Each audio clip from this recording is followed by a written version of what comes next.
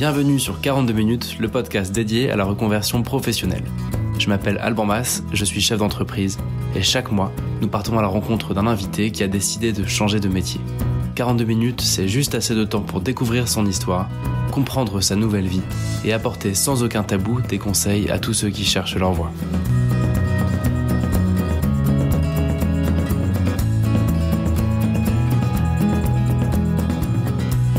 Salut et bienvenue pour ce troisième épisode de 42 minutes. Quelques nouveautés à venir. La toute première, c'est que j'ai décidé d'augmenter la fréquence de diffusion des épisodes.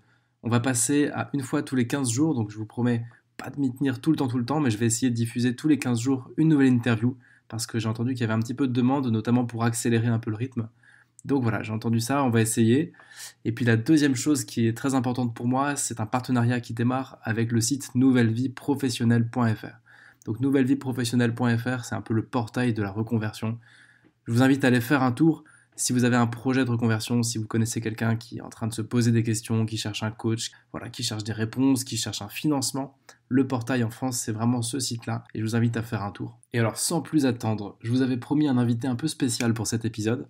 Donc vous verrez, l'épisode est super long. Accrochez-vous, j'espère que c'est pas trop long. Si c'est trop long, vous me le dites. Moi, ça m'a bien plu en tout cas de tourner ça. Et c'est long tout simplement parce qu'on va rencontrer Alban Préaubert. Donc Alban, c'est un ancien sportif de haut niveau qui est allé très très loin dans la compétition en patinage artistique et qui s'est reconverti après dans la finance de marché. C'est une double histoire avec deux boulots et on est allé assez loin dans le détail pour vous décrire ces deux jobs, ces deux carrières qui n'ont absolument rien à voir. Mais vous verrez, il y a quelques petits points communs quand même entre les deux. Voilà, j'en ai déjà trop dit, je vous laisse découvrir son histoire maintenant. Presenting now from France, please welcome Alban Préaubert.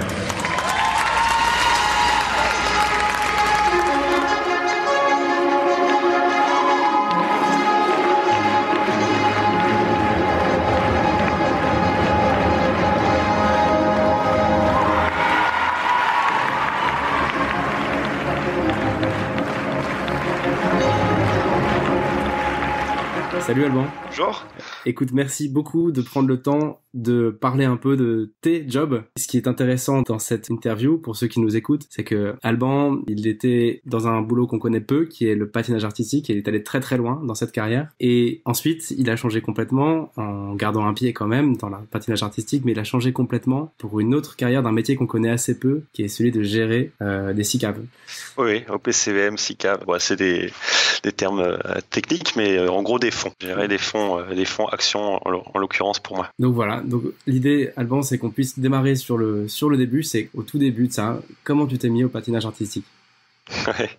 C'était un petit peu un hasard. C'est vrai que on devait partir en vacances au ski donc avec mes parents. Et puis j'habitais à l'époque à Charleville-Mézières et mon père s'est dit que pour découvrir un peu les notions de glisse, d'équilibre, etc. et apprendre plus vite finalement à skier, c'était pas idiot de m'emmener à la patinoire faire une ou deux sessions de glisse en amont de ce séjour au ski. Et puis c'est vrai que finalement dès le début j'ai accroché. L'entraîneur du club m'a repéré aussi. J'étais un petit peu casse-cou. J'osais aller vite. J'avais pas peur de tomber et c'est effectivement des qualités qu'il faut avoir pour progresser. Voilà, il faut prendre des risques en patinage pour progresser et c'est ce que je faisais dès le plus jeune âge. Il s'avère que j'ai assez vite progressé justement, monté dans la hiérarchie d'abord régionale, puis après nationale, puis internationale. Et finalement j'ai eu tellement de compétitions durant les hivers que j'ai jamais pu retourner au ski et au grand désespoir de mon père qui adore ça. Mais voilà, c'est vrai que c'est un peu comme ça que s'est construit ma carrière en patinage. Voilà, j'étais pas vraiment destiné à en faire une.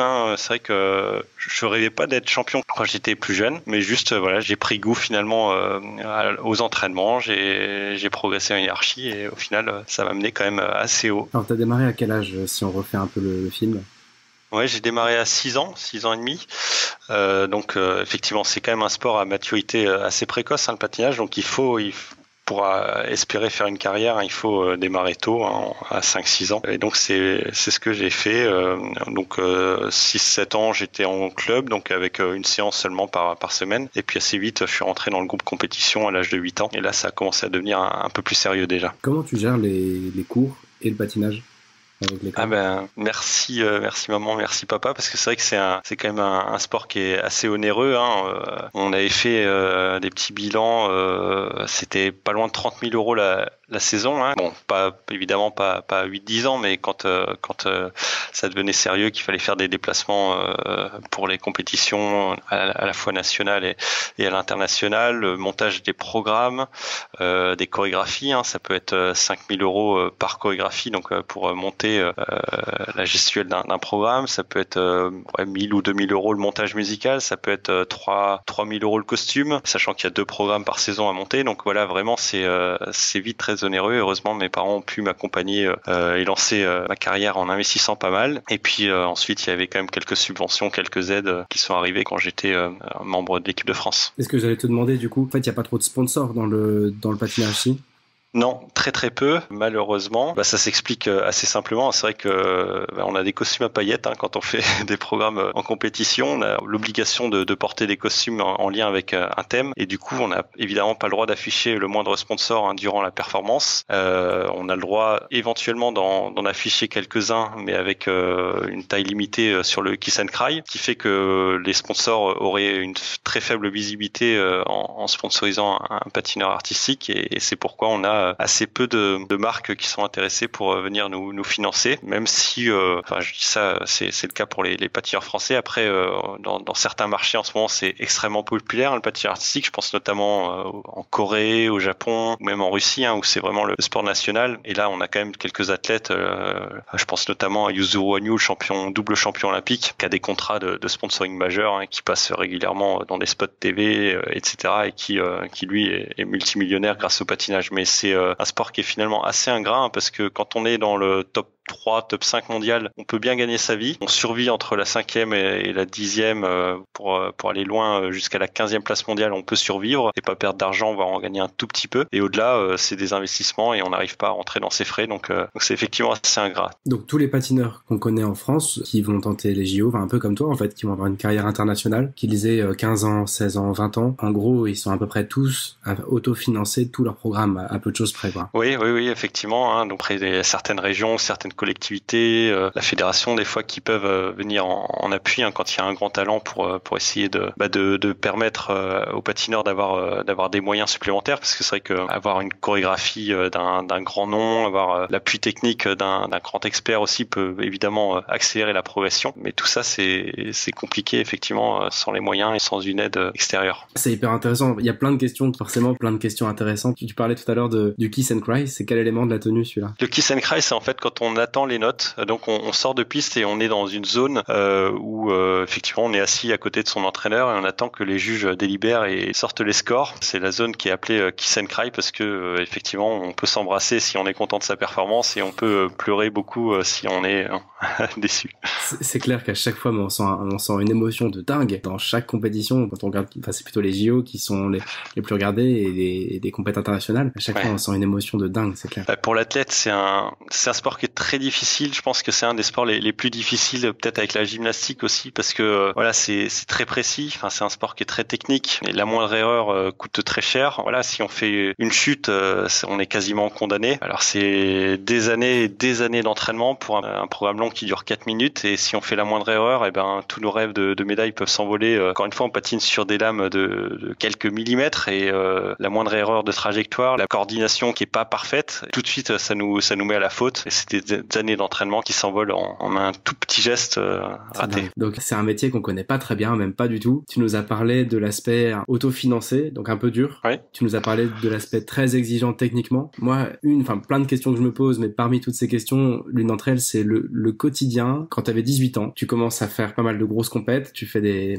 championnats du monde, tu te bats au niveau international. Et à quoi ressemble le quotidien, une année type? On parlera après de la semaine type de ta nouvelle vie, mais qu'est-ce qui se passe concrètement dans ta vie quand tu es patineur pro? Ouais, en fait, la saison de compétition dure à peu près de septembre à mars. Alors des fois, ça peut se prolonger jusqu'à avril, mais en gros, c'est de septembre à mars. Donc au mois d'avril, mois de mai, justement, on est déjà dans la préparation de la saison suivante. C'est-à-dire qu'on est dans une période où on commence à chorégraphier justement les programmes qu'on présentera en compétition l'année d'après. En mai-juin, on commence déjà à répéter ces programmes et puis on fait un gros travail de préparation physique aussi, parce que finalement, au quotidien, la préparation physique, on n'aura pas trop le temps de la travailler dans la saison, même si on en fait évidemment pour se maintenir en forme, mais le foncier vraiment doit être fait plutôt durant l'été. Juillet et août, on fait les stages de préparation intensive, donc avec toujours un peu de travail physique, mais également déjà du travail technique sur les nouvelles difficultés qu'on a envie de présenter. Et puis après, on rentre dans une période qui est un peu plus routinière, de septembre à mars,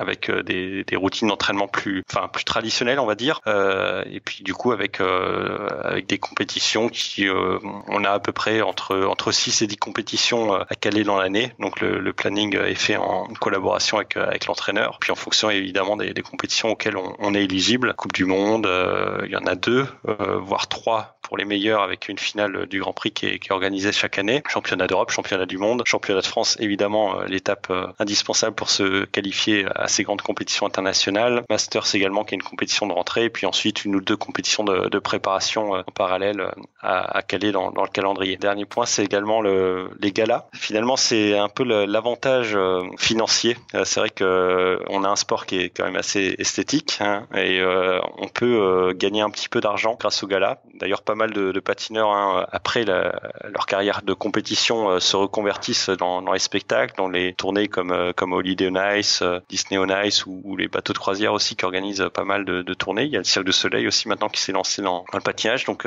même avant ça, on peut avoir les tournées de l'équipe de France, par exemple, 2 ou 3 semaines par an, vont organiser au mois d'avril, juste avant le montage des programmes, et ça permet un peu d'aider aussi au financement de la saison et de se mettre un petit peu d'argent de côté. Comment tu prépares une compétition ? Il y a plusieurs compétitions sur une saison.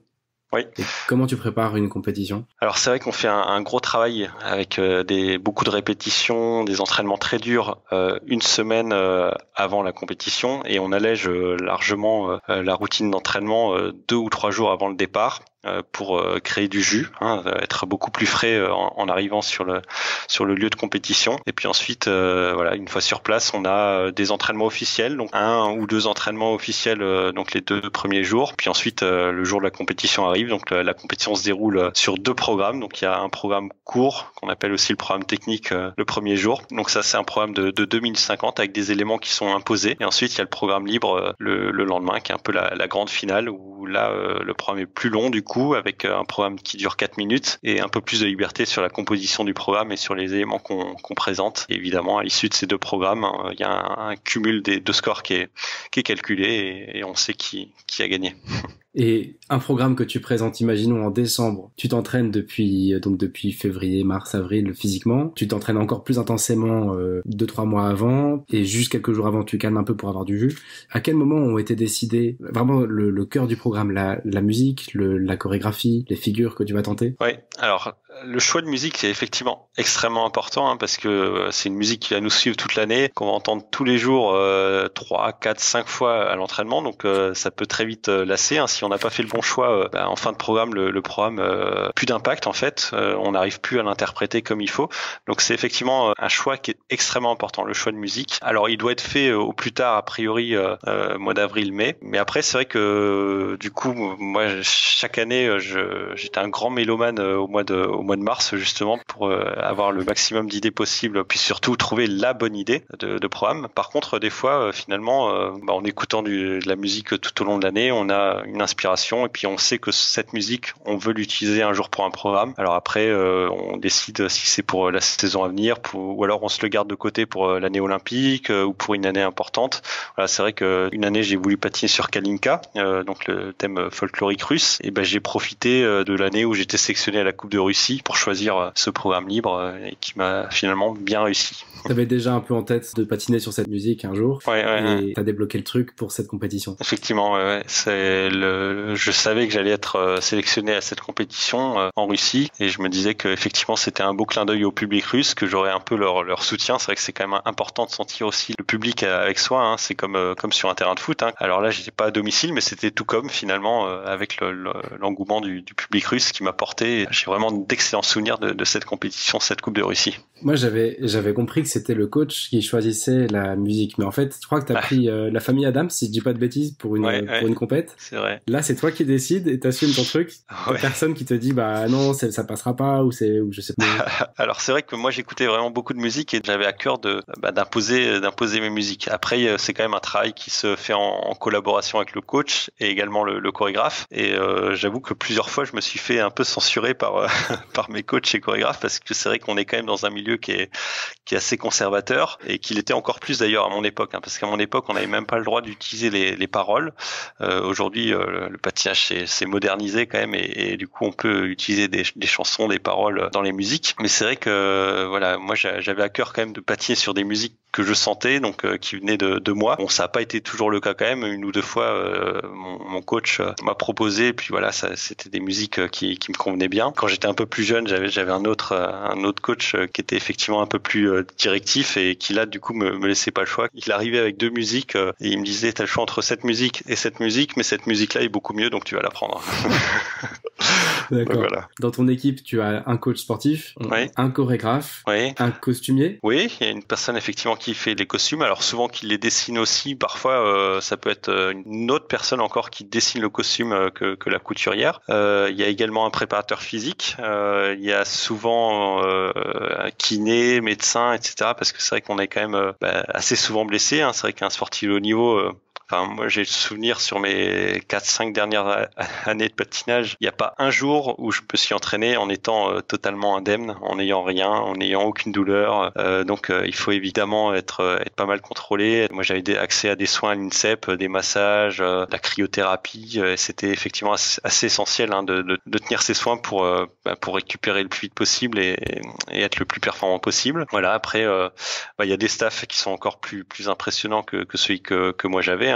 Ça peut être entouré aussi par un préparateur mental, par un diététicien. Donc voilà, moi c'est un professeur de danse aussi. Donc moi c'est des expertises que j'avais pas forcément au quotidien, mais sur lesquelles j'ai pu m'appuyer à certains moments quand même. C'est pour ça effectivement que ça peut coûter très très cher si on n'est pas financé par la fédération, par un pôle ou par une collectivité. D'accord, ouais, bien sûr, ça fait du monde. Ouais, c'est vrai que le chorégraphe a un rôle très très important en pré-saison, on va dire.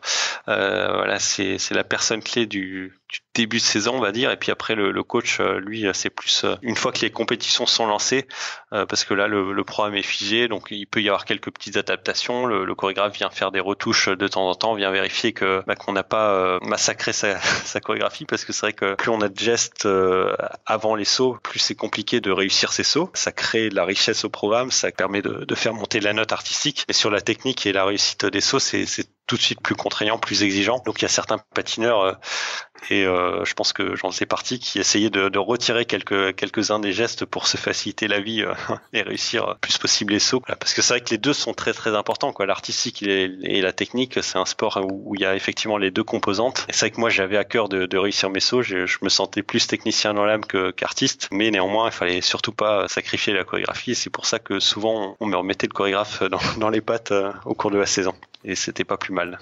Est-ce que dans l'absolu, le chorégraphe s'occupe vraiment de l'esthétique et le coach vraiment de la technicité des figures? Évidemment, les meilleurs coachs ont également la capacité de retoucher la chorégraphie, de faire travailler l'artistique, mais grossièrement, c'est effectivement ça. On a plus le chorégraphe qui est le spécialiste de l'artistique, et le coach qui est plus focalisé sur la technique. On parlait de compétition. Un truc que personne n'a jamais compris, et j'en suis le premier, c'est le système de points. Est-ce que pour cette occasion, tu peux nous démystifier tout ça? J'aurais aimé le comprendre aussi, ce système de points. C'est vrai que des fois c'est pas très très évident, même en tant qu'athlète, et et même en tant qu'expert de saisir toutes les nuances. Bon, c'est vrai que le patinage a souvent été pointé du doigt pour des controverses, pour des petits arrangements entre amis. Voilà, je pense qu'il y a quand même eu une nette évolution dans le bon sens, hein, et c'est vrai que d'ailleurs il y a eu une grande révolution dans le système de jugement. C'était dans les années 2000. Il y a eu le scandale de Salt Lake City. Donc jusqu'à Salt Lake City, en fait, c'était un système en 6-0. Donc tout le monde c'est vrai que c'était assez marquant. Tout le monde se souvient. Voilà, le 6-0, c'est quand même une note qui était assez mythique, mais qui n'existe plus aujourd'hui dans le patinage. Et c'est vrai que suite à justement une polémique lors des Jeux de Salt Lake City, avec soi-disant des arrangements entre juges, on est passé à un système beaucoup plus codifié, inspiré de la gymnastique tout simplement, avec chaque saut, chaque élément, chaque pirouette, chaque pas, etc., qui a une certaine valeur. Et ensuite, les juges adaptent, mettent des bonifications ou des malus en fonction de la qualité d'exécution de l'élément. Donc c'est beaucoup plus transparent, c'est beaucoup plus objectif. Du coup, il y a plus ce 6-0 qui parlait à tout le monde. Et donc souvent, les scores maintenant peuvent dépasser les 300 points chez les meilleurs garçons. Ça évolue sans cesse. L'avantage, c'est qu'il y a maintenant la possibilité d'avoir des records du monde, de battre des records du monde. Ça, c'est assez stimulant pour les patineurs aussi. Mais c'est vrai que c'est un système qui est très complexe. Les règles changent assez souvent. L'échelle de points aussi sur certains éléments a tendance à varier à travers le temps. Donc voilà, moi je me mets à jour au quotidien parce que je suis toujours un peu impliqué dans le patinage. Mais c'est un système qui est effectivement très complexe. Jusqu'à quel âge t'étais à fond en compète? Alors j'ai effectivement patiné donc jusqu'à l'âge de 26 ans. Donc j'ai arrêté ma carrière après les championnats d'Europe en 2011. Donc jusqu'à 2011, tu es, j'allais dire à temps plein, mais c'est plus qu'un temps plein. Toute ta vie est dans le sport, j'imagine, pour la performance. Oui, alors c'est vrai que c'est un temps plein, hein, parce que quand on est au haut niveau, effectivement, on a 4 heures d'entraînement sur glace par jour, 1 heure, 1 heure et demie de préparation physique, 1 heure de stretching, on va dire, 1 à 2 heures de danse à rajouter par semaine, plus les soins chez le kiné. Puis c'est vrai que c'est quand même assez éprouvant, donc c'est vraiment déjà une première vie à passer dans le patinage. Malgré tout, hein, j'avais fait des études moi en parallèle, donc ça faisait des très grosses journées. Il fallait être bien organisé. C'est vrai que voilà, avec mes études à l'ESCP en parallèle de ma carrière, c'était des sacrées journées. Ouais, j'imagine. Comment ça s'est mis en place, le fait de faire des études supérieures pendant ta carrière pro? C'était une évidence? Ouais, c'était une évidence. C'est vrai que moi, dans ma conception de ma vie future, mes parents m'avaient toujours fixé la priorité sur les études. Donc c'est vrai que j'avais en tête que c'était important, hein, d'être diplômé, de faire des efforts pour s'assurer un bel avenir professionnel dans le futur. J'avais la chance d'être un très bon élève, hein. C'est vrai que j'avais des bonnes notes dès le plus jeune âge, au collège, au lycée, donc j'ai eu le bac avec mention très bien. Et au début, je m'orientais vers un parcours assez traditionnel, prépa, puis ensuite entrer dans une grande école. J'avais vraiment envie de faire une grande école de commerce. L'année de mon bac, j'ai été 3e donc des championnats du monde junior.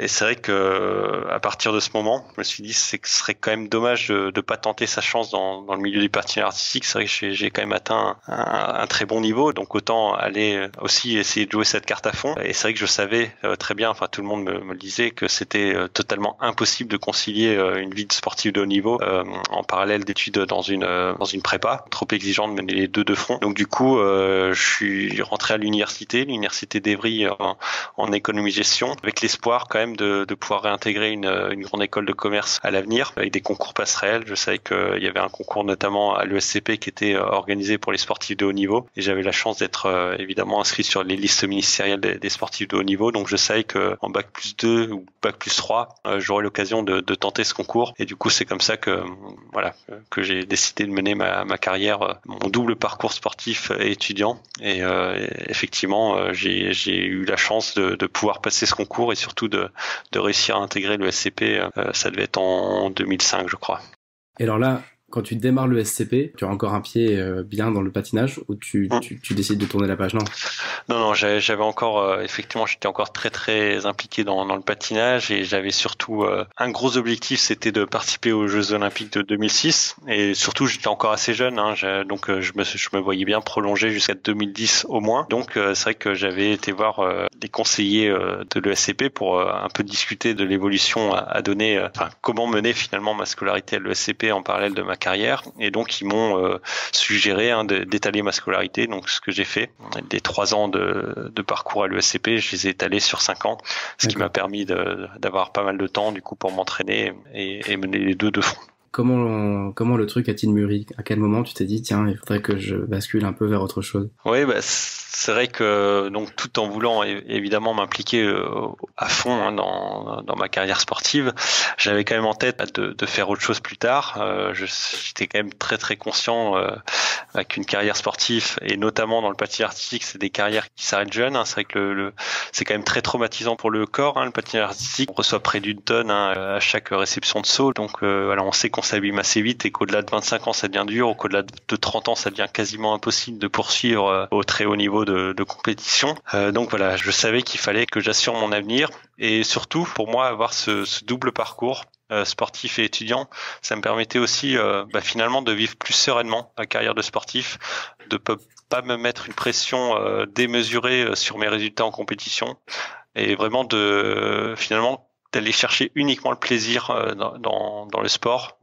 Et voilà, typiquement si je ratais mon championnat d'Europe, au final, évidemment j'étais dévasté parce que je m'étais entraîné très dur et que j'avais très très envie de réussir cette compétition, mais au final ça remettait pas en cause ma vie future. Enfin, c'était vraiment réussir une compétition, c'était que la cerise sur le gâteau, et du coup ça me permettait vraiment de concevoir le patinage artistique comme je vais pas dire un loisir parce que j'étais évidemment très très engagé dedans, mais vraiment uniquement comme du plaisir, et je pense que ça a été une très très bonne chose. Et du coup vraiment je garde que des excellents souvenirs de ma carrière sportive, et je sais que certains sportifs des fois ont une sorte de frustration, peut-être d'aigreur parfois de pas avoir été aussi performants qu'ils auraient aimé l'être, de pas avoir été jusqu'au bout, ou alors une frustration d'avoir été blessé au mauvais moment. Tout ça heureusement j'expérimente pas du tout, et finalement quand je me retourne sur ma carrière, c'est que les bons souvenirs qui remontent. D'accord, ouais. Si je dis pas de bêtises, les 2 raisons qui t'ont fait basculer progressivement, c'est déjà le fait que tu aimais aussi ta vie hors patinage. Oui, c'est vrai que je vais pas dire que j'aimais l'école. Je sais pas s'il y a des gens qui aiment l'école, mais en tout cas, j'étais assez performant effectivement comme étudiant. Et puis voilà, j'avais des bons potes aussi au lycée, puis à l'ESCP. Donc pour moi, c'était inconcevable de faire les études par correspondance au CNED. Il y en avait pas mal dans le milieu sportif qui effectivement prennent ce choix pour avoir un peu plus le temps de s'entraîner. Moi, clairement, ça correspondait pas à mon équilibre personnel, et j'avais besoin effectivement de sortir du milieu du patinage artistique de temps en temps pour l'apprécier encore davantage. Ça, plus le fait que tu sais que c'était physique, et tu disais à chaque entraînement, tu connais pas un entraînement où tu t'es pas abîmé, c'est dingue. Ouais, c'est vrai que au-delà de 20 ans, j'ai l'impression que mon corps était tout le temps blessé, ce qui m'empêchait pas on est un peu maso quand on est sportif, donc je prenais malgré tout énormément de plaisir à m'entraîner, mais c'est vrai qu'en permanence il y avait soit des courbatures très fortes de la journée précédente, je m'étais fait quand même pas mal d'entorses aux chevilles, donc finalement j'ai l'impression que ma cheville a jamais été vraiment consolidée. J'avais des problèmes d'arthrose dans le genou aussi, c'est un peu ça qui m'a poussé à la retraite entre guillemets, parce que c'est vrai que c'était quand même de plus en plus fort ces douleurs jour après jour. C'est vrai que notamment ma dernière saison de compétition, entre l'arthrose plus une petite fissure au ménisque que j'avais sur mon genou gauche, et là ça devenait vraiment vraiment douloureux. Je sentais aussi qu'il y avait des jeunes patineurs qui poussaient, qui commençaient à être plus performants que moi. Puis j'allais être diplômé de l'ESCP aussi, c'était en 2011, c'était ma dernière année d'études, donc voilà, finalement tout ça m'a poussé un peu à la raison. Et c'est vrai que c'était un peu le choix de la raison de raccrocher les patins, parce que ça restait encore une vraie passion pour moi, le patinage artistique, mais en tout cas c'est le choix je pense qu'il fallait faire à ce moment-là. Voilà, j'ai pris cette décision en janvier 2011 après les championnats d'Europe, et clairement c'est ce qu'il fallait faire. S'il y a bien un truc que t'as pas dû avoir le temps de faire pendant toutes ces années, c'est de savoir quelle carrière t'allais choisir pour la suite et quel genre de boulot t'allais faire. Ouais, c'est vrai que je savais pas vraiment dans quoi j'allais me lancer. Quand j'étais à l'ECP, il y avait plein de choses qui m'intéressaient, le marketing m'intéressait, la stratégie m'intéressait, donc pourquoi pas j'envisageais de faire une carrière dans le conseiller en stratégie. Dans l'événementiel aussi, ça aurait paru assez logique finalement de poursuivre un peu dans mon secteur, dans le secteur du sport, organiser des événements sportifs. C'est vrai que j'avais aussi pris quelques contacts avec les gens du segment événementiel. J'avais d'ailleurs fait un premier stage au service des sports de course Courchevel pour organiser des événements, aider à organiser des événements pour la station. Donc voilà, ça faisait pareil. Enfin, j'avais plein de pistes qui étaient ouvertes, mais sans vraiment savoir ce que j'allais faire plus tard.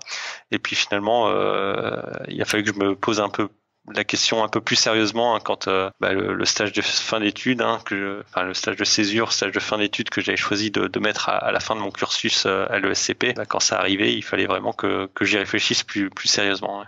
Et là, comment tu fais pour passer de donc étudiant avec une vie à côté assez sportive à responsable d'un portefeuille d'actions dans une boîte à Paris qui fait de l'asset management? Là, il y a un vrai gap.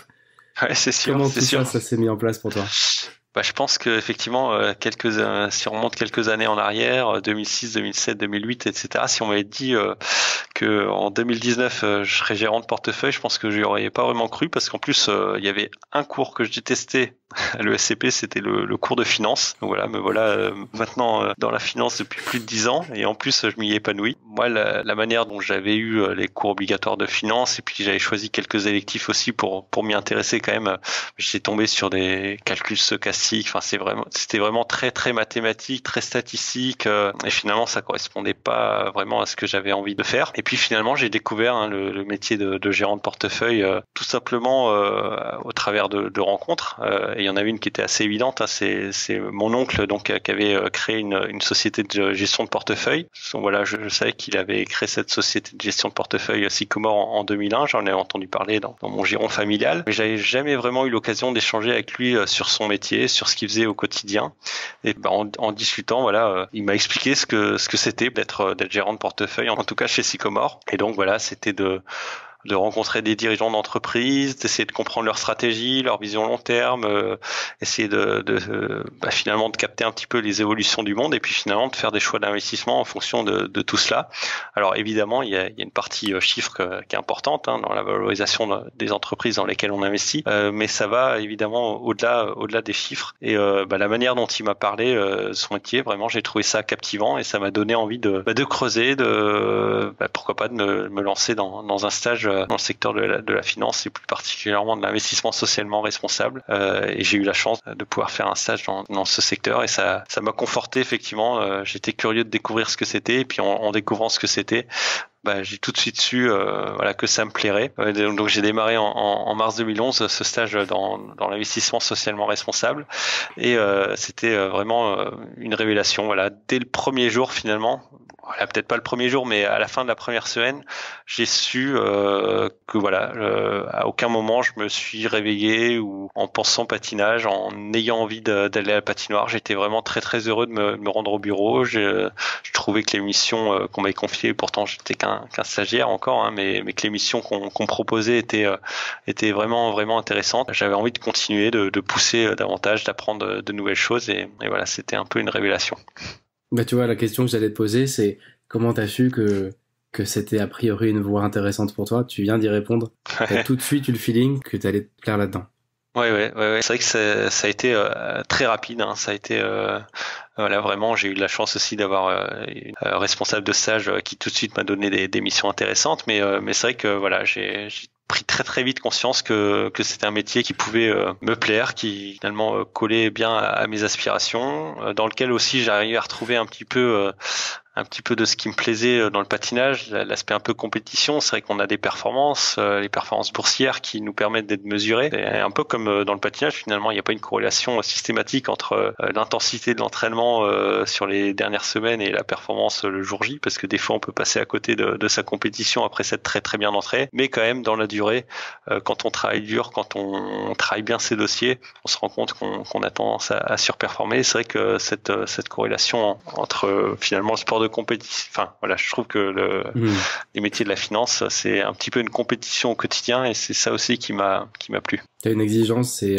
une compétition qui t'ont rappelé un peu la patinoire. Ouais, exactement. C'est vrai. Je pense que effectivement, quand on a été sportif de haut niveau, on a besoin d'être un peu stimulé en permanence. On a envie de se fixer encore des objectifs au quotidien, d'aller toujours un peu plus loin, un peu plus haut.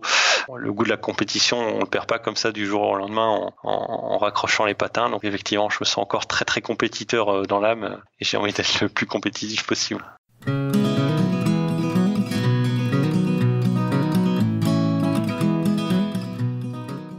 je vais retaper Alban Préaubert sur Google, j'arrive sur Wikipédia avec ta vie de sportif et sur LinkedIn avec ta vie d'analyste gérant ISR.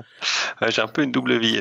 Et là, comme tous les Français qui ont l'impression de savoir ce que c'est que la bourse, mais qui en fait n'y comprennent rien, je vais te poser la question toute simple, d'essayer de m'expliquer avec des mots simples l'intégralité de ce que tu fais dans ton boulot. Ouais. Alors effectivement, donc je suis gérant de portefeuille. Donc mon métier, c'est vraiment finalement d'investir dans des sociétés que je considère comme sous-évaluées par le marché. Donc placer de l'argent, d'acheter des actions, de sociétés cotées en bourse, des sociétés à fort potentiel, et en espérant qu'elles s'apprécient à l'avenir et qu'elles permettent à mes clients de gagner de l'argent. Donc ton outil de travail, c'est une somme qui vient de tes clients. Voilà, effectivement. Donc ça c'est plutôt mes commerciaux qui s'occupent de collecter de l'argent. Donc en présentant un peu nos process, notre manière de fonctionner et nos performances passées. Moi, mon métier au quotidien, c'est de découvrir des entreprises, de les rencontrer, de rencontrer les dirigeants, d'essayer de comprendre effectivement leur stratégie, leur vision long terme, leur impact aussi sociétal, environnemental. Parce que c'est vrai que encore une fois, je suis un investisseur très très impliqué sur l'ISR, donc l'investissement socialement responsable. C'est un peu l'ADN de la société pour laquelle je travaille, Sycomore Asset Management. On a vraiment la volonté d'être un des leaders de l'investissement socialement responsable, et donc ça fait partie des aspects importants quand on analyse une société, de vérifier, de s'assurer que cette société finalement respecte bien les enjeux du développement durable. Donc une fois qu'on s'est assuré de cela, si on considère que la société est sous-valorisée, eh bien on en achète des actions en espérant effectivement voir le cours s'apprécier dans le futur. Toutes les entreprises dans lesquelles tu investis pour tes clients sont des entreprises cotées. Oui, je m'intéresse uniquement effectivement aux sociétés cotées en bourse. Je gère des fonds qui ont effectivement la contrainte d'investir dans des sociétés cotées en bourse. Et si on veut détricoter un peu la pelote pour bien tout comprendre, tes clients sont des entreprises, des institutionnels, des particuliers qui se rassemblent? Alors c'est principalement des investisseurs institutionnels, donc des assurances, des caisses de retraite, des fonds de pension. Ça peut être aussi des conseillers de gestion en patrimoine qui gèrent les patrimoines de clients finaux, que c'est rarement des fortunes individuelles. C'est vraiment investisseurs institutionnels et conseillers de gestion en patrimoine qui sont notre cœur de clientèle. D'accord. Et donc toi, pour récapituler tout ça, tu leur proposes des placements des entreprises que tu as identifiées? Alors moi, je co-gère effectivement au sein de Sycomore 3 fonds principalement. Donc un fonds petite et moyenne entreprise. Donc ça reste des sociétés cotées en bourse. Donc ça peut quand même être des sociétés avec des tailles significatives, mais généralement en dessous d'1 milliard de market cap, donc capitalisation boursière. Et je gère également un fonds donc sur la transition écologique et énergétique, dans laquelle j'investis uniquement des sociétés qui ont un impact positif sur l'environnement. Donc c'est vrai qu'on a développé une métrique en interne assez poussée qu'on appelle la NEC, donc qui nous permet à partir d'analyse de cycle de vie de mesurer l'impact positif ou négatif d'une société sur l'environnement, et du coup on investira dans ce fonds uniquement sur les sociétés à impact positif. Et voilà, un autre fonds là aussi plutôt focalisé sur les petites et moyennes entreprises qu'on co-gère en fait avec d'autres partenaires partageant la même philosophie d'investissement que nous, qui s'appelle Synergie Smaller Companies. Donc Synergie Smaller Companies, Sélection PME et Éco-Solutions sont les 3 fonds sur lesquels je suis principalement impliqué au quotidien chez Sycomore. On pourrait aller encore un cran plus loin et que tu nous réexpliques ce que c'est qu'un fonds. Oui, un fonds. Alors en fait, effectivement, pour diversifier le risque, il faut investir dans plusieurs sociétés. C'est vrai que même si on a une très très forte conviction dans une société, c'est par exemple si on est convaincu que Adidas va se développer à moyen long terme de belle manière, il serait totalement déraisonnable de mettre tout l'argent de nos clients sur des actions Adidas uniquement. Donc c'est important, très très important même de diversifier le risque, et donc dans un fonds en général on met une cinquantaine, soixantaine de sociétés différentes. Donc on achète des actions de 50, 60 sociétés différentes avec des expositions sectorielles comme ça diversifiées, expositions géographiques aussi diversifiées, et ça nous permet d'avoir donc un fonds qu'on propose aux clients. Donc soit on peut chez Sycomore gérer des mandats dédiés donc à un client en particulier, soit on gère des fonds ouverts donc dans lesquels les particuliers finalement même peuvent souscrire au travers de différentes plateformes type Boursorama ou autre. Donc ta performance, c'est la performance d'un de ces 3 fonds, oui, qui est elle-même, on va dire, la moyenne, à peu de choses près, de la performance de de chaque entreprise référencée dans le fonds. C'est ça. Ouais. D'accord. Ouais. J'essaie de... Bravo, parce que c'est vrai que c'est quand même un secteur qui est quand même assez obscur pour le grand public. Donc c'est vrai qu'il y a pas mal de mythes autour de la finance et pourtant j'espère en tout cas essayer de l'expliquer au mieux pour faire comprendre que c'est finalement pas si compliqué, que vraiment c'est vraiment investir finalement dans l'économie réelle, donc en rencontrant des sociétés, en les visitant, en étant vraiment le plus possible au contact de ces sociétés et donc en achetant des entreprises tout simplement dans mon fonds. Alors je vais pas te demander le secret de Sycomore pour faire les bons investissements, mais en revanche, une fois que tu as identifié qu'une entreprise était socialement responsable, qu'elle avait un impact non négatif voire positif sur l'environnement, donc elle est éligible à l'un de tes fonds, ouais. Quels sont grosso modo les critères qui vont te permettre de définir, bon bah voilà, vis-à-vis de mes clients, je pense que je dois les faire investir là-dedans ou pas? Ouais, en fait, on a des outils de valorisation en interne, donc qui ont été développés donc par les équipes IT de Sycomore. Alors il y a une partie qui est effectivement chiffrée, donc on regarde finalement l'évolution du chiffre d'affaires,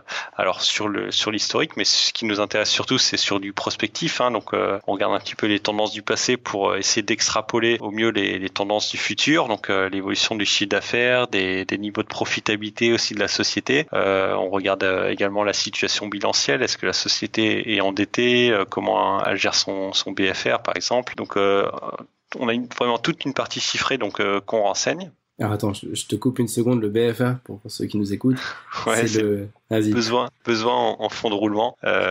Donc c'est effectivement comment la société finalement finance son développement au quotidien, pour être très grossier. Voilà, on a tous ces indicateurs financiers qui finalement qu'on rentre dans des cases, puis ensuite on a toute cette partie analyse fondamentale qui est essentielle et finalement qui viendra ajuster après nos valorisations. La partie fondamentale finalement c'est 80% du temps. Alors c'est pas toujours évident à décrire comment on fonctionne, mais en gros on a une philosophie d'investissement chez Sycomore. C'est un peu le cœur de notre fonctionnement. C'est la méthodologie SPICE en fait. Donc on est vraiment convaincu qu'une société ne peut créer de la valeur de manière durable que si elle partage cette valeur avec l'ensemble de ses parties prenantes. Donc dans SPICE on a identifié toutes les parties prenantes de la société. Donc dans le S il y a le Society and Suppliers, donc à la fois les fournisseurs mais aussi la société civile. Dans la partie P, c'est People, c'est les employés de la société. Effectivement, c'est clé d'avoir des interactions positives avec ses employés pour se développer pour une société. Ensuite, la partie investisseur, on regarde également les enjeux de gouvernance au sein de cette partie investisseur. La partie C, c'est client, et la partie E, c'est la partie prenante environnementale. Voilà, donc on est convaincu que si une société néglige, méprise une seule de ses parties prenantes, elle fonce droit dans le mur. Ça, c'est un gros travail qu'on fait au travers de notre analyse fondamentale SPICE, voilà, qui est basé sur 80 critères différents. Alors attends, à ce stade, je vais essayer de reformuler tout ce que tu dis. Tu as des clients qui te confient des millions d'euros. C'est soit plein de particuliers, soit des entreprises, soit des institutions qui te confient une somme d'argent que tu places dans des boîtes dans lesquelles tu crois. Ouais. Et ce choix d'entreprise repose donc, si j'ai bien compris, sur des critères quantitatifs, le fichier Excel géant, ouais. avec tous les éléments, les ratios, et encore plus sur des éléments qualitatifs dont tu viens de parler là, avec tout ce qui fait que vous croyez dans un peu l'essence de cette entreprise. Exactement. Ouais, okay. C'est un très très bon résumé. Du coup, une fois qu'on a compilé toutes ces données dans notre modèle, finalement ça nous donne une estimation de la valeur de la société, et donc on compare cette valeur qu'on donne à la société à la valeur que le marché lui donne, et clairement si notre valeur de marché est supérieure à celle, notre valeur estimée est supérieure à la valeur de marché, dans ce cas-là on investit dedans et on achète donc des actions au sein du fonds. Donc vous allez dire, on estime que une part de cette société, ça devrait valoir 10 euros. Exact. Vous voyez que sur le marché, une part, ça vaut 7 euros. Voilà. Et vous dites, il y a un delta. Exactement. Donc on l'achète à 7 euros, et puis le jour où elle atteint 10 euros ou qu'elle dépasse 10 euros, on revendra cette action.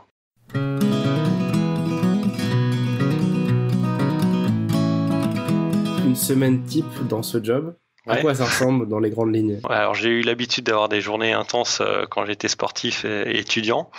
Je continue sur un rythme qui est quand même assez soutenu. Hein. C'est vrai que voilà, c'est quand même des grosses journées, des métiers effectivement assez exigeants. Il faut être absolument au bureau avant 9h, hein, parce que c'est vrai que les marchés financiers ouvrent à 9h, donc en général, j'arrive vers 8h, 8h30 au bureau plus tard pour commencer à regarder un petit peu les mails, les communiqués de presse qui ont pu tomber de certaines sociétés pour annoncer des résultats, des nouvelles acquisitions, des actualités. Ensuite, pendant 2-3 heures, donc je digère en gros toutes ces informations qui ont pu tomber, tous les commentaires d'analystes qui ont pu être rédigés sur ces différentes sociétés, sur les différentes informations qui sont tombées dans la nuit ou le matin au travers de ces communiqués. Ensuite, généralement, il y a un déjeuner avec une société, donc je vais rencontrer un dirigeant d'entreprise qui vient présenter sa société au marché, aux investisseurs. Et puis l'après-midi, je rentre un peu plus dans un dossier, plus dans l'analyse vraiment fondamentale d'une société. Je prends plus de temps pour décortiquer tous les rapports qui ont pu être publiés sur cette société et essayer de vraiment creuser pour voir si c'est un investissement qui me semble intéressant ou pas. Et donc, généralement, une bonne analyse, ça peut prendre au moins 2 jours. Hein. Donc, je démarre sur un après-midi, je vais continuer le lendemain, le surlendemain s'il y a le temps. Et puis, il y a quand même beaucoup de déplacements aussi. Hein. C'est vrai que je le disais, on va quand même souvent sur site rencontrer des sociétés. Donc, je suis assez souvent sur la route aussi. Alors, soit directement prendre un train ou un avion pour aller rencontrer une société sur son site de production, essayer de rencontrer les employés aussi. Soit sinon, faire une conférence et rencontrer d'un seul coup 10, 20 sociétés sur plusieurs jours, par exemple. C'est un peu le speed dating de l'investissement. C'est vrai que voilà, on a des rendez-vous en one-to-one avec les dirigeants d'entreprise et donc pendant 1 heure, on peut poser les questions qu'on veut aux dirigeants pour essayer de mieux comprendre sa société, mieux comprendre les choix stratégiques. Et ça, tu le fais avant d'investir pour savoir si vous y allez ou pas. Tu continues à le faire après avoir investi? Voilà, c'est vrai que avant chaque investissement, en gros, on s'oblige à avoir rencontré la société au moins une fois. Et puis effectivement, une fois qu'on est investi dans la société, il y a un vrai suivi qui est effectué. Et on essaye de rencontrer à nouveau de manière assez régulière les dirigeants de cette société. La bourse, tu disais que ça ouvre à 9h. Donc oui. Concrètement, à partir de 9h, tout le monde peut acheter et vendre des actions. Oui, sur le marché européen.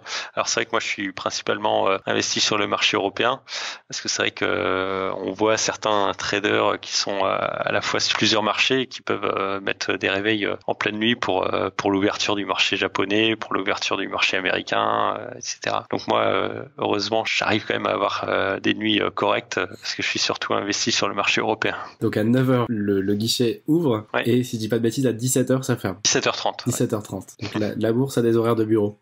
C'est ça, c'est ça. Mais pas les investisseurs. Non, les investisseurs généralement arrivent quand même un petit peu avant 9h au bureau et puis quittent un petit peu après 17h30 aussi. Hein. C'est vrai qu'il y a quand même pas mal de synthèse aussi, de reporting à faire et du coup c'est quand même très rare de quitter avant 19h, 19h30, voire même 20h le bureau.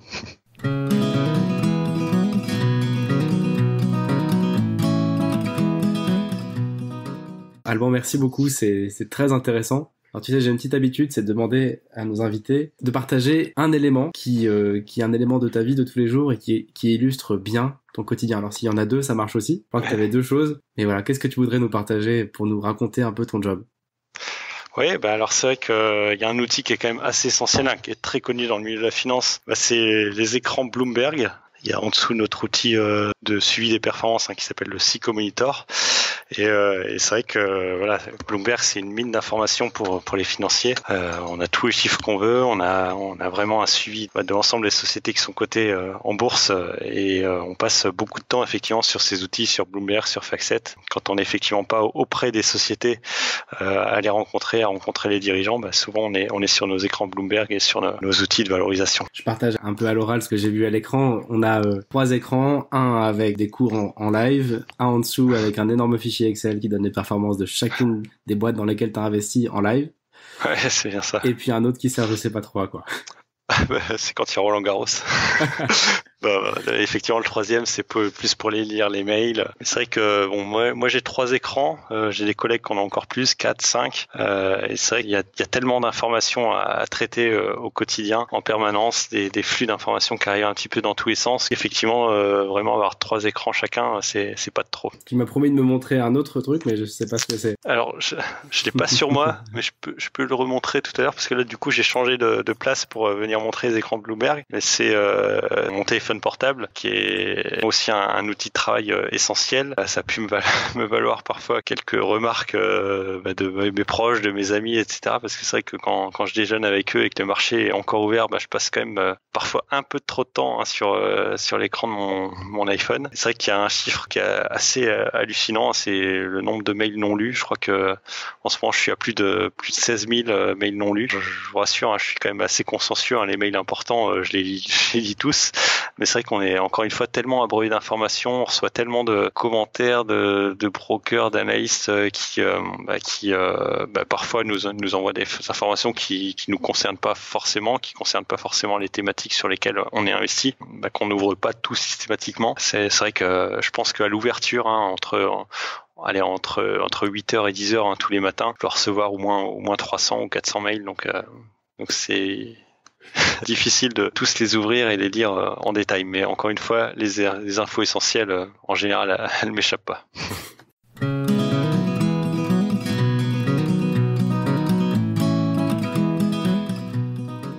Tu fais une belle transition vers la question du décalage entre la réalité et l'imaginaire, donc soit collectif, soit ce que toi tu pensais. Autrement dit, comment tu voyais le métier avant de le faire? Quelle est la réalité de ce métier? Est-ce qu'il y a des choses qui sont différentes?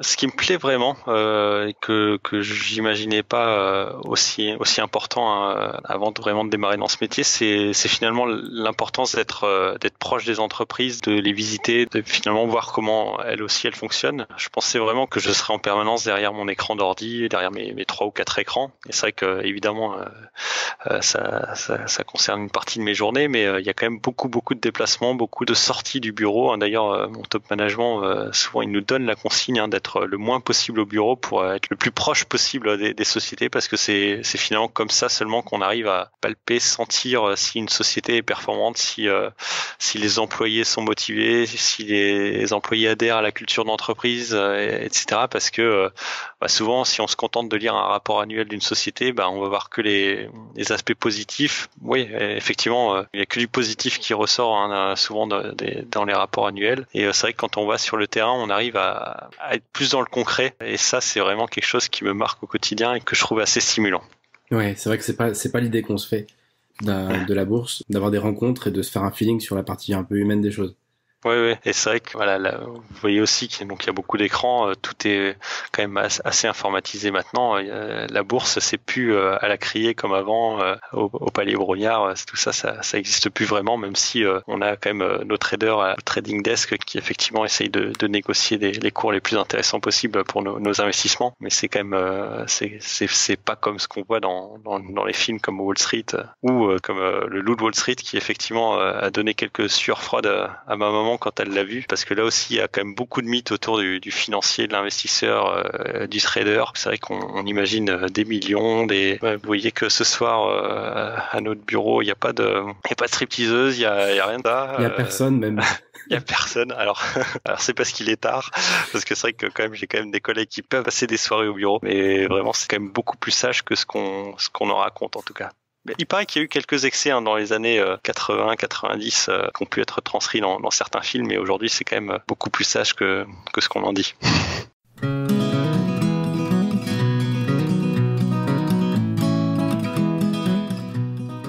Dans l'imaginaire collectif de la finance, il y a notamment avec Jérôme Kerviel, tu parlais du Loup de Wall Street, on a toujours cette image que quand on veut faire beaucoup d'argent vite, on peut aller travailler en finance. Moi, j'aimerais bien démystifier un peu tout ça et que tu puisses nous partager comment ça se passe concrètement au niveau des jobs en finance, tels que toi tu les connais, au niveau de la rémunération. Concrètement, il se passe quoi?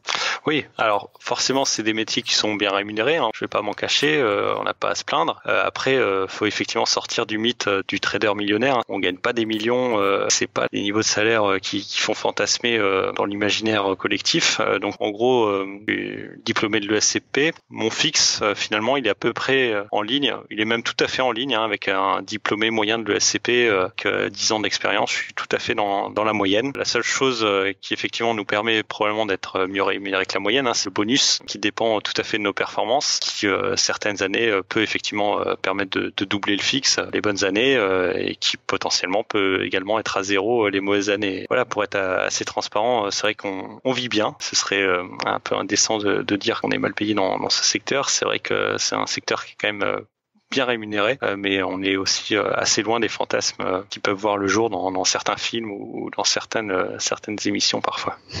Ok, écoute, merci. Je pense que c'est bien d'en parler. Pour ceux qui veulent se faire une idée un peu sur l'aspect financier de la finance, sur l'aspect de la rémunération, bah voilà, vous pouvez aller regarder un package d'une école de commerce et puis vous dire que ça c'est la base et après il y a des bonus en fonction des performances. Voilà, c'est très très variable effectivement. Encore une fois, ça peut être très positif les bonnes années, mais il faut faire les performances, il faut délivrer et puis surtout il y a des réglementations qui ont permis et je pense que c'est vraiment une bonne chose d'assainir aussi la manière dont la plupart des personnes sont rémunérées, puisque maintenant quand on dépasse une certaine somme de bonus, ce bonus sera différé. Donc en fait on en touche un tiers la première année et en fait le reste est provisionné et donc est lié aux performances de notre fonds dans le futur. Ce qui effectivement permet d'éviter aux investisseurs de prendre des risques démesurés pour toucher un bonus plus élevé que la normale sur une année et derrière du coup prendre le risque. Encore une fois il y a l'aspect rendement risque. Donc quand on prend énormément de risques, potentiellement on peut gagner beaucoup plus, mais potentiellement on peut aussi perdre beaucoup plus. Donc vu qu'il y a cette fois-ci un alignement qui est de plus en plus important entre la rémunération de l'investisseur et du client final, ça permet de mieux appréhender le risque qui est pris et de mieux aligner finalement les intérêts de tout le monde. C'est une très très bonne chose et ça permettra de continuer à démystifier tout ça.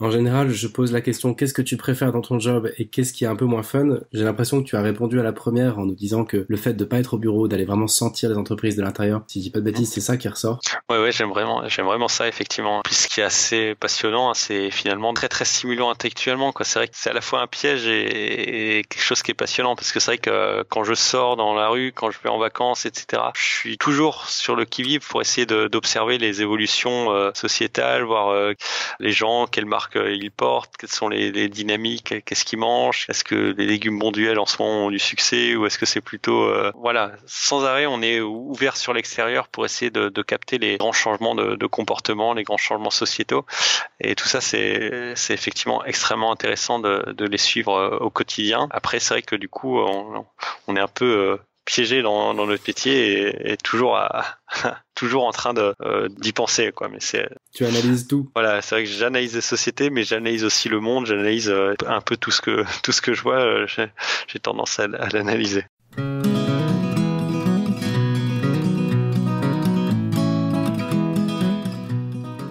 Et quels sont les aspects un peu moins drôles, voilà, les choses plus ou moins connues qui sont vraiment pas fun dans ce métier? Ouais, c'est vrai qu'il y a quand même une part de stress qui est assez importante, hein, parce que les performances boursières sur le marché action peuvent être quand même très très volatiles, hein. L'année dernière, par exemple, a été une année difficile pour les actions et notamment pour les actions des petites entreprises, hein, sur lesquelles je suis pas mal investi.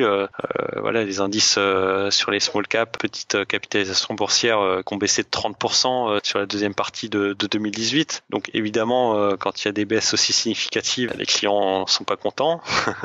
Donc il faut évidemment se confronter à eux pour essayer d'expliquer les performances, d'expliquer pourquoi cette année c'était plus compliqué, pourquoi on a bon espoir que dans le futur à nouveau on soit en mesure de délivrer des performances positives. Donc c'est vrai que c'est un métier pas mal soumis au stress. Alors heureusement, je pense que mon expérience de sportif de haut niveau m'a permis de plutôt bien gérer ça, d'apprendre et de relativiser les échecs, de savoir que derrière des échecs il y a des succès, que derrière des succès aussi faut surtout pas s'enflammer parce qu'il y aura des échecs. Donc voilà, essayer justement mieux maîtriser cet aspect un peu maniaco-dépressif du métier, parce qu'il y a des hauts qui vont très haut, des grandes satisfactions quand les performances sont au rendez-vous, et potentiellement des périodes beaucoup plus compliquées en termes de performance. Et je pense que c'est important pour vivre heureux et serein quand même au quotidien, de pas s'apitoyer quand ça va mal et de pas s'enflammer quand ça va bien, quoi. Il faut vraiment essayer de rester dans une fourchette raisonnable.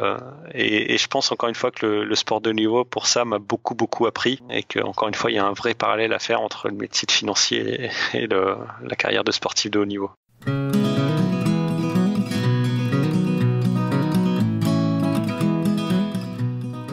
J'ai 3 questions pour la fin. La première, c'est quel conseil tu donnerais à quelqu'un qui voudrait se lancer? On va pouvoir le faire de 2 façons. Quelqu'un qui voudrait se lancer dans le patinage et quelqu'un qui voudrait évidemment se lancer dans la finance de marché.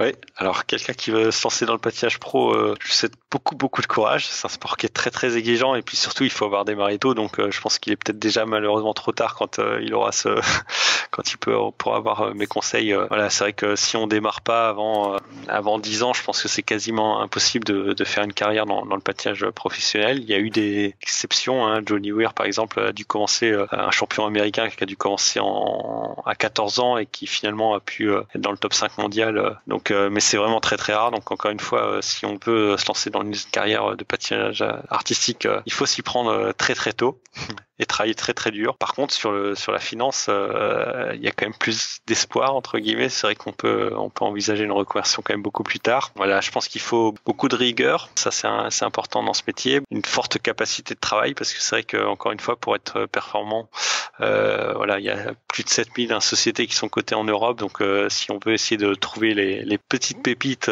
plus on prend le temps de travailler pour essayer de dénicher ces pépites, plus on aura de chances d'être performant sur la durée en tant que gérant de portefeuille. Voilà, idéalement, il faut avoir fait une école de commerce ou une école d'ingénieur aussi. On a certains ingénieurs chez Sycomore.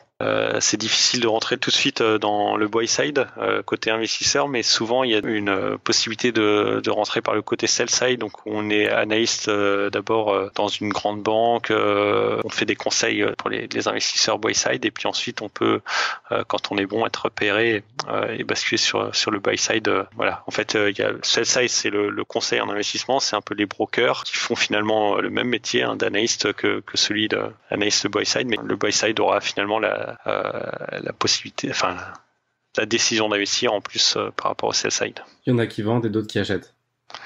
Ouais, il y en a qui proposent l'idée d'investissement. Effectivement, le buy side fera l'acte d'investissement in fine. Tu penses que un bac+5 est la porte d'entrée nécessaire et indispensable? C'est vrai que c'est compliqué quand même que le CV soit analysé par les DRH dans les banques, sociétés de gestion de portefeuille en dessous de bac+5. Après, il y a la possibilité éventuellement de faire un stage et de se faire repérer à cette occasion si on fait preuve d'une très grande motivation. Mais clairement, c'est quand même assez compliqué, hein. Il faut être honnête, d'entrer dans le milieu sans avoir fait un bac+5.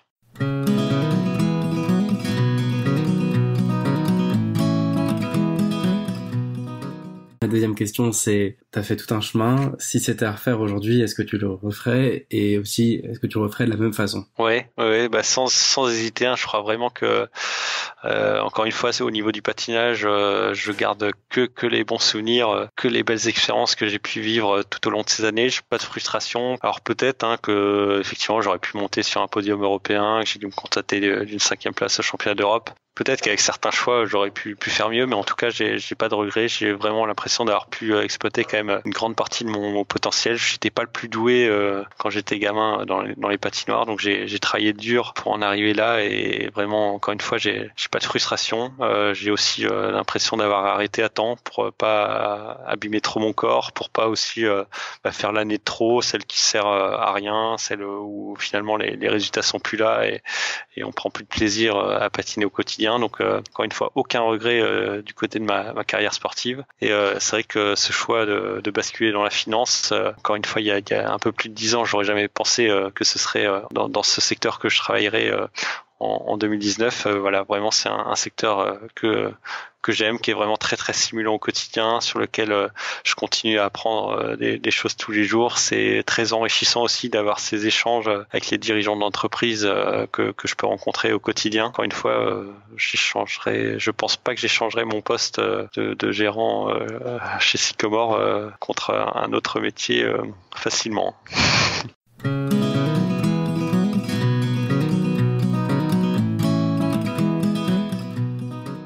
La petite question de la fin, alors c'est pas tellement une question, c'est le défi du podcast. L'idée, c'est qu'on s'adresse quand même à tous ceux qui nous écoutent, bien sûr, mais surtout à des personnes qui se posent la question de changer de boulot. Ouais. Et c'est pas tout à fait le move à la mode, mais on peut avoir un fit pour changer de boulot vers la finance. Ouais. Et d'ailleurs, c'est ce que tu as fait et t'en es très content. Ouais. Donc, ce que j'aimerais te demander, c'est de nous donner un défi que tu donnes à ceux qui nous écoutent, qui sont pas du tout dans le métier, et qui se disent, bah tiens, moi c'est un truc, je sens que ça pourrait me plaire, surtout après avoir écouté Alban, tout ce qu'il dit. Le truc, c'est de passer à l'action. Quelle petite action tu donnerais, enfin c'est le cas de le dire d'ailleurs, mais qu'est-ce que tu dirais à quelqu'un qui veut passer un peu la première, et qui est très très loin d'avoir déjà tout ce qu'il faut pour se lancer dans la finance? Ouais, une belle expérience. Je pense que ce serait effectivement de déjà se constituer son propre fonds à partir de ses deniers personnels, de ses fonds personnels. C'est vrai que c'est assez simple, hein. Finalement, il suffit d'ouvrir un PEA, de mettre l'argent qu'on peut mettre. Alors pas une toute petite somme parce que sinon ça a pas d'impact. Enfin, disons que les décisions sont faciles à prendre quand on investit que 10 euros. Quand ça devient un peu plus significatif, déjà on réagit pas de la même manière. Alors après, pas non plus prendre trop de risques, hein, parce que encore une fois le marché action est risqué, donc je voudrais pas non plus causer des pertes significatives en capital pour celui qui se lancerait avec un pactole trop significatif, mais peut-être mettre 500 euros ou 1000 euros de côté dans un PEA et puis créer un portefeuille. Alors peut-être pas avec 50 valeurs parce que c'est vrai que nous on diversifie avec autant de sociétés parce qu'on a quand même plusieurs millions à gérer, mais peut-être autour de 10-15 valeurs et puis voir un petit peu les performances au bout d'un an et essayer de les comparer, pourquoi pas, à celles de mes fonds chez Sycomore, et puis m'envoyer effectivement par les réseaux sociaux le track record, on appelle en finance les performances dans la durée de ce portefeuille. Alors pas fictif, parce qu'encore une fois, quand on fait un portefeuille fictif, on prend pas les mêmes décisions. C'est quand même beaucoup plus facile de gérer quand c'est pas du vrai argent. Quand c'est du vrai argent, on est quand même plus prudent. On prend pas les mêmes décisions. Mais voilà, ça pourrait être intéressant de voir ses performances. Ok, je pense qu'on a bien entendu le défi. Donc maintenant, pour ceux qui sont intéressés, vous savez ce que vous pouvez faire demain, ou alors dans 3 mois, ou 6 mois, ou 1 an, le temps de mettre un peu de côté pour vous lancer dans l'aventure. Alban, merci infiniment. Merci à toi, merci à vous. Si vous êtes toujours là, j'imagine que c'est que ça vous a plu. Donc je vous dis rendez-vous dans 15 jours pour un nouvel épisode. Cette fois-ci, on va interviewer un professionnel de la reconversion. Ce sera le premier hors série de ce podcast. Éclatez-vous dans vos boulots et à bientôt. Salut!